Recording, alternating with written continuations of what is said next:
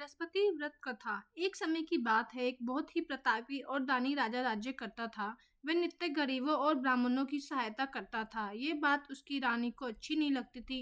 वह ना तो गरीबों को दान देती थी, ना ही भगवान का पूजन करती थी और राजा को भी दान देने से मना किया करती थी। एक दिन राजा शिकार खेलने वन को गए हुए थे। उसी समय बृहस्पति देव साधु के रूप में भिक्षा के लिए द्वार पर आए और भिक्षा मांगी।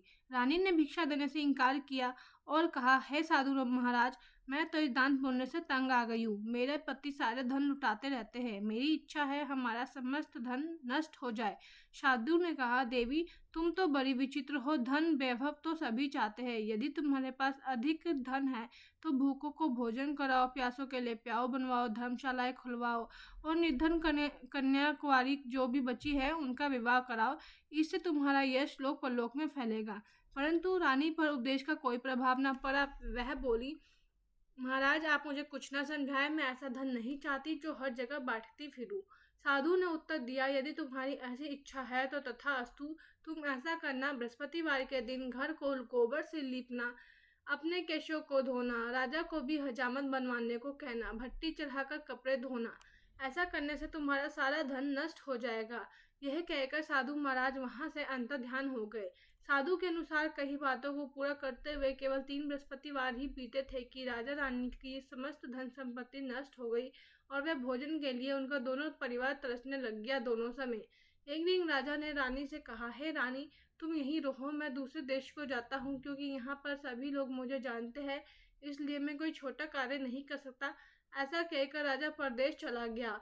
वहां जंगल से लकड़ी काट कर लाता और शहर में बेचता। इस तरह वह अपना जीवन व्यतीत करने लग गया।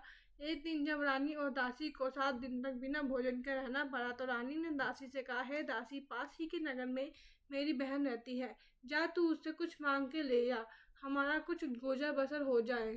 दासी रानी की बहन के पास गई। उस दिन गुरुवार था और रानी की बहन उस समय बृहस्पतिवार व्रत की कथा सुन रही थी। दासी ने रानी की बहन को अपना संदेश दिया, लेकिन रानी की बहन ने कोई उत्तर नहीं दिया। जब दासी को रानी की बहन से कोई उत्तर नहीं मिला तो वह बहुत दुखी हुई और उसे क्रोध भी आया। दासी ने वापस आकर रानी को सारी बात बता दी।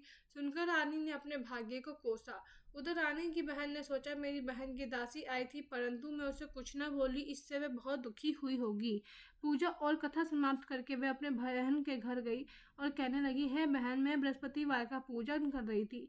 तुम्हारी दासी मेरे घर गई थी, परंतु जब तक कथा होती है तब तक ना तो उठते हैं ना ही बोलते हैं, इसलिए मैं नहीं बोली। बोलो बहन, दासी क्यों आई थी? तब दासी रानी बोली, बहन, तुमसे क्या छुपाना, हमारे घर में खाने को अनाज नहीं है। ऐसा कहते कहते रानी की आंखें भर आई। उसने दासी समेत पिछले 7 दिनों से भूखे रहने की बात अपनी बहन को बताई। रानी की बहन बोली, सुनो बहन, भगवान बृहस्पति देव सबकी मनोकामना पूर्ण करते हैं। देखो, शायद तुम्हारे घर में भी अनाज रखा हो। पहले तो रानी को विश्वास नहीं हुआ, परंतु बहन के आग्रह करने पर जब उसने दासी को अंदर भेजा तो उसे सच में अनाज से भरा एक घड़ा मिल गया। यह देखकर दासी को बड़ी हैरानी हुई। दासी रानी को कहने लगी, हे रानी, जब हमें भोजन नहीं मिलता तो हम भी तो व्रत भी करते हैं। तब रानी ने अपनी बहन से बृहस्पतिवार के व्रत की पूरी विधि के बारे में पूछा और उसकी बहन ने बताया कि बृहस्पतिवार के व्रत के दिन चने की दाल और मुनक्का से विष्णु भगवान का केले की जड़ में पूजन कर घी का दीप जलाए, कथा सुनकर पीला भोजन ही करे, इससे बृहस्पति देव प्रसन्न होते हैं। इस तरह व्रत और पूजन विधि बताकर रानी की बहन अपने घर लौट आई। 7 दिन बाद जब गुरुवार आया तो रानी और दासी ने व्रत रखा। दासी घुड़साल से जाकर चना और गुड़ ले आई। फिर उसने केले के जड़ में विष्णु भगवान का पूजन किया। अब पीला भोजन कहाँ से आए? क्योंकि दोनों ने वो व्रत रख रखा था, इसलिए बृहस्पति देव प्रसन्न थे और वह एक सुंदर साधारण व्यक्ति का रूप धारण कर 2 सुंदर थालों में पीला भोजन दासी को दे गए। भोजन पाकर दासी प्रसन्न हुई और फिर रानी के साथ मिलकर भोजन ग्रहण किया।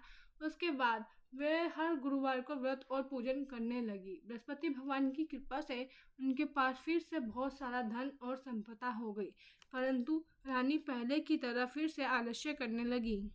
तब दासी बोली, देखो रानी, तुम पहले भी इसी प्रकार आलस्य करती थी। तुम्हें धन रखने में बहुत कष्ट होता था, इसलिए हमारा समस्त धन नष्ट हो गया था।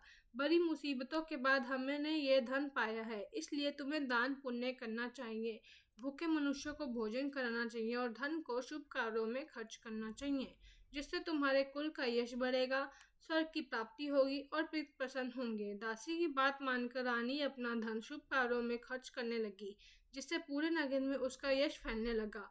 इस दिन राजा दुखी होकर जंगल में नीचे पेड़ के बैठा सोचा रहने लगा और अपनी दशा को याद करके व्याकुल हो गया।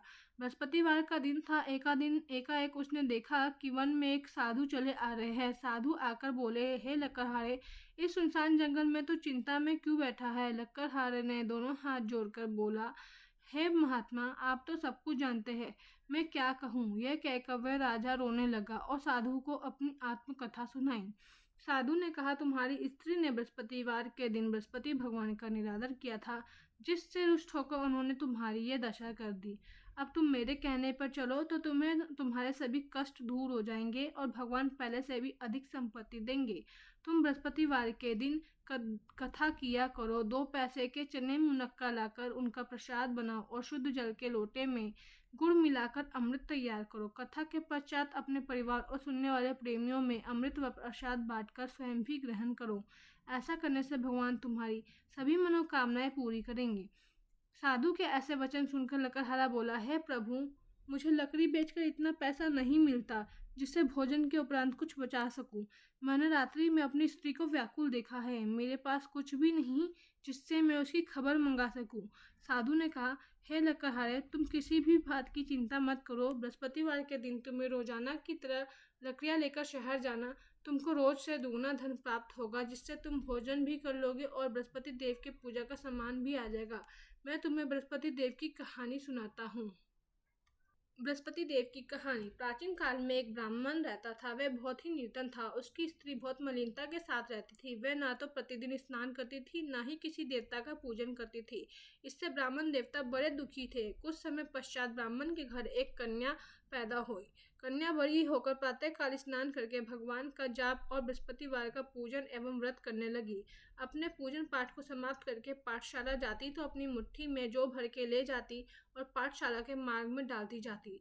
तब यह जो सोने के हो जाते थे और स्कूल से लौटते समय वे उनको बीनकर घर ले आती। एक दिन जब बालिका उन सोने के जौ को फटक कर साफ कर रही थी, तब उसके पिता ने देखा और कहा, हे बेटी, सोने के जौ को साफ करने के लिए सोने का सूप भी होना चाहिए। दूसरे दिन बृहस्पतिवार था। इस दिन कन्या ने व्रत रखा और बृहस्पति देव से प्रार्थना करके कहा, मैंने आपकी पूजा सच्चे मन से की है, तो मेरे लिए एक सोने का सूप भी दे दो। बृहस्पति देव ने उसकी प्रार्थना स्वीकार कर ली। रोजाना की तरह जब कन्या जौ फैलाती हुई जाने लगी और जब लौटकर जौ बिन रही थी, तो बृहस्पति देव की कृपा से उसे सोने का सूप भी मिल गया। एक दिन की बात है, जब कन्या सोने के सूप में जौ साफ कर रही थी, तो उस समय उस नगर का राजपुत्र वहां से होकर गुजरा। वह कन्या के रूप और कार्य को देखकर मोहित हो गया और जाकर अपने पिता से कहा कि मैं उस लड़की से विवाह करना चाहता हूँ जो सोने के सूप में जौ साफ कर रही थी। यह सुनकर राजा बोला कि मैं उसके साथ तेरा विवाह अवश्य ही करा दूंगा। राजकुमार ने उस लड़की के घर का पता बतलाया।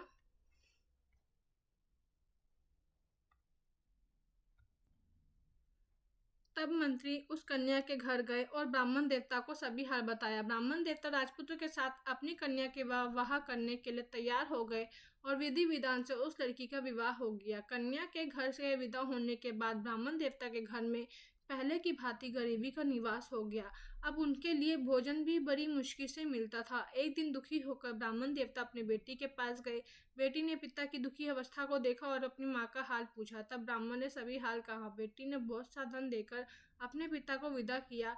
इस तरह ब्राह्मण का कुछ समय तो सुखपूर्वक व्यतीत हो गया, लेकिन फिर कुछ दिन बाद वही हालत हो गई। ब्राह्मण फिर अपनी बेटी के पास आया और सारा हाल कहा, तो उनकी बेटी बोली, हे पिताजी, आप माताजी को यहाँ ले आओ। मैं उन्हें बृहस्पति देव के व्रत और पूजा विधि बता दूंगी, जिसे श्रद्धा पूर्वक करने से उनकी गरीबी दूर हो जाएगी। वह ब्राह्मण अपनी स्त्री को साथ लेकर बेटी के ससुराल पहुंचा। तब बेटी अपनी माँ को समझाने लगी, माँ, तुम प्रातःकाल प्रथम स्नान आदि करके विष्णु भगवान का पूजन करो। परंतु माँ ने उसकी एक भी बात का ध्यान नहीं लगाया और प्रातःकाल उठकर अपनी बेटी के बच्चों का झूठन को खा लिया। इससे उसकी बेटी को बहुत ज्यादा गुस्सा आया और उस रात उसने अपनी माँ को कोठरी में बंद कर दिया। अगले दिन सुबह उसने अपनी माँ को बाहर निकाला और स्नान आदि करा के पाठ कराया तो उसकी माँ की बुद्धि ठीक हो गई और वह प्रत्येक बृहस्पतिवार को व्रत रखने लगी। इस पूजन व व्रत के प्रभाव से उसके माता पिता बहुत ही धनवान हो गए और बृहस्पति देव के प्रभाव से इस लोक के सभी सुख भोग कर स्वर्ग को प्राप्त हुए। इस तरह कहानी कहकर साधु महाराज देवता वहां से अंतर ध्यान हो गए। 4 दिन बाद बृहस्पतिवार का दिन आया। लकड़हारा जंगल से लकड़ी काटकर शहर में बेचने गया। उसे उस दिन अन्य दिनों से दुगना दाम मिला। लकड़हारे ने चना गुड़ आदि लेकर गुरुवार का व्रत व पूजन किया। उस दिन के से बाद उसे अन्य दिनों में दुगना धन मिला। परंतु जब दोबारा गुरुवार आया तो वह बृहस्पतिवार का पूजन और व्रत करना भूल गया। इस कारण भगवान बृहस्पति देव नाराज हो गए। उस दिन उस नगर के राजा ने विशाल यज्ञ का आयोजन किया था और नगर में ये घोषणा करवा दी थी कि कोई भी नगरवासी अपने यहाँ भोजन न बनावे, समस्त जनता मेरे यहाँ भोजन करने आवे, किसी के घर चूल्हा ना जले। जो मेरी इस बात को नहीं मानेगा उसको फांसी दे दी जाएगी। उस दिन लकड़हारा कुछ देर से पहुंचा तो राजा उसे अपने साथ महल ले गए और अपने कक्ष में भोजन कराने लगे। तब उस समय रानी भी वहां आ गई और उसने देखा कि जिस खूंटी पर उसका हार लटका हुआ था वह वहां पर नहीं है। रानी ने निश्चय किया कि मेरा वह हार इस लकड़हारे ने चुराया है। तब रानी के कहने पर राजा ने उसी समय सिपाहियों को बुलाकर उस लकड़हारे को कारागार में डलवा दिया। अब लकड़हारा दुखी होकर विचार करने लग गया कि ना जाने कौन से जन्मों के कर्म से मुझे ये कष्ट प्राप्त हुआ है, और उस साधु महाराज को याद करने लगा जो जंगल में मिला था। उसी समय बृहस्पति देव साधु महाराज के रूप में प्रकट हुए और कहा, अरे मूर्ख, तेरी इस दशा का कारण तू है। तूने बृहस्पति देव का पूजन नहीं किया था, इसी कारण तुझे ये दुख प्राप्त हुआ है। अब तू चिंता मत कर, आने वाले बृहस्पतिवार के दिन बृहस्पति देव का पूजन व व्रत करना। साधु महाराज के कहे अनुसार बृहस्पतिवार के दिन लकड़हारे ने कथा करी और व्रत रखा तो उस रात्रि को बृहस्पति देव ने उस नगर के राजा को स्वप्न में आकर कहा, हे राजा, तूने जिस लकड़हारे को कारागार में बंद किया है वह एक राजा है, वह निर्दोष है, उसे छोड़ देना। तुझे रानी का हार उसी खूंटी पर लटका हुआ दिखेगा। अगर तू ऐसा नहीं करेगा तो मैं तेरे समस्त राज्य को नष्ट कर दूंगा। इस तरह रात्रि के स्वप्न को देखकर राजा प्रातःकाल उठा तो वह उसी खूंटी पर हार लटका हुआ था। तब रात्रि राजा ने उस लकड़हारे को बुलाकर क्षमा मांगी और सुंदर वस्त्र आभूषण देकर विदा किया। अब लकड़हारा राजा अपने नगर को चल दिया। राजा जब अपने नगर के निकट पहुंचा तो उसे वहां बड़ा आश्चर्य हुआ। नगर में पहले से अधिक बाग, तालाब, मंदिर, कुएं, धर्मशाला आदि बहुत कुछ बना हुआ नजर आया। राजा ने जब पूछा ये सब किसने बनवाया है तो नगर के लोग कहने लगे कि ये रानी और बांदी ने बनवाया है। राजा ने महल पहुंचकर रानी से पूछा कि ये धन तुम्हें कैसे प्राप्त हुआ। तब रानी ने बताया कि ये सब धन उन्हें बृहस्पति देव के व्रत के प्रभाव से प्राप्त हुआ है। तब राजा ने निश्चय किया कि गुरुवार को तो सभी बृहस्पतिवार का पूजन करते हैं, परंतु मैं प्रतिदिन 3 बार बृहस्पति देव की कथा करूंगा और रोज व्रत किया करूंगा। अब हर समय राजा के दुपट्टे में चने की दाल बंधी रहती थी तथा दिन में 3 बार कहानी कहता।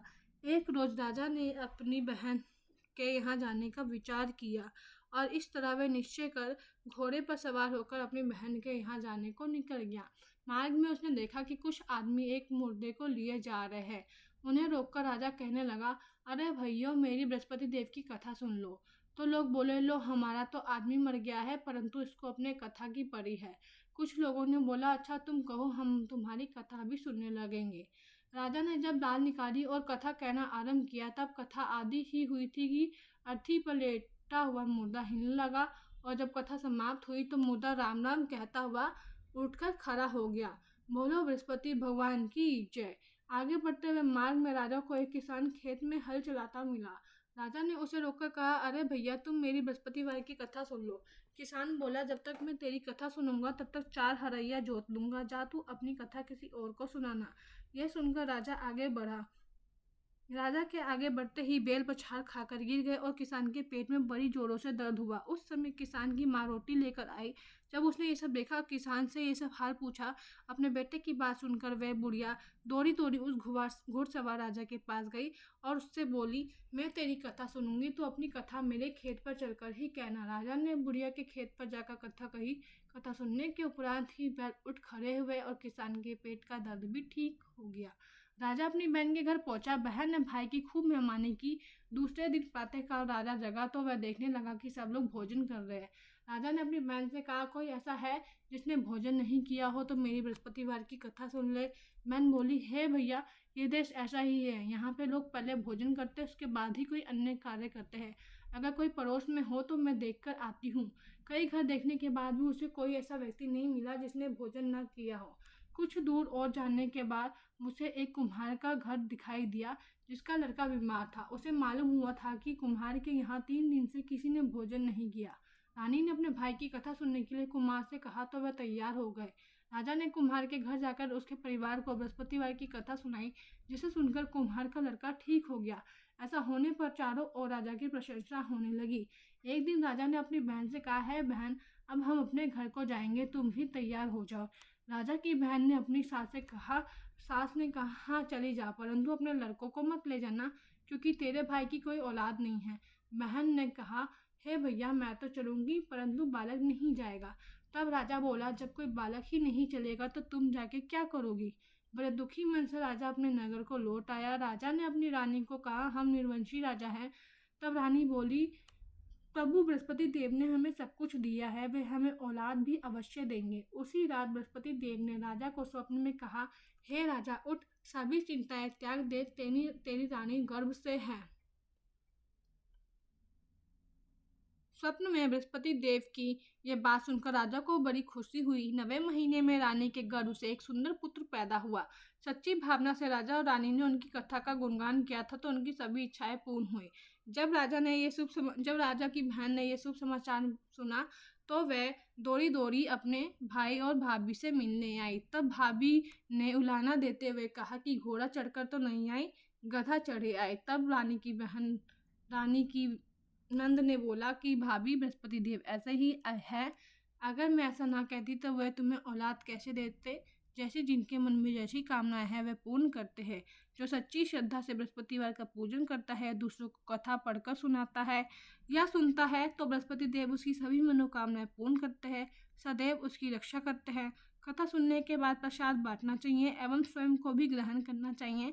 हृदय में उनका मनन करते हुए जयकारा बोलना चाहिए। बोलो विष्णु भगवान की जय, बृहस्पति भगवान की जय। कथा करने के बाद बृहस्पति देव जी की आरती कर लेनी चाहिए और आरती करके सभी भक्तजनों में प्रसाद बांटकर आप भी ग्रहण करो और बोलो विष्णु भगवान की जय, बृहस्पति भगवान की जय।